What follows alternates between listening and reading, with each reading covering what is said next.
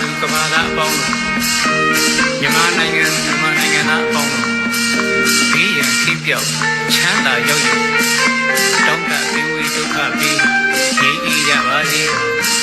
ဆင်းရဲအမှုဘေးရန်အမှုမြူမြမကြခင်းပါစေကောင်းကျိုးလူရမြတ်မကြလင်းစွာခဏပြေဝနိုင်ကြပါစေမြန်မာပြည်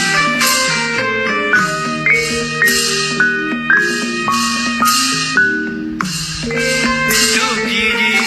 အေးချမ်းပါစေဘုဒ္ဓမြတ်တာဝေဘေးရန်အပေါင်းတွေကင်းရှင်းကြပါစေအမျက်ဆုံးတရားဆုံးတဲ့မြန်မာပြည်ကတ်သုံးပါကျော်လွှားနိုင်စေ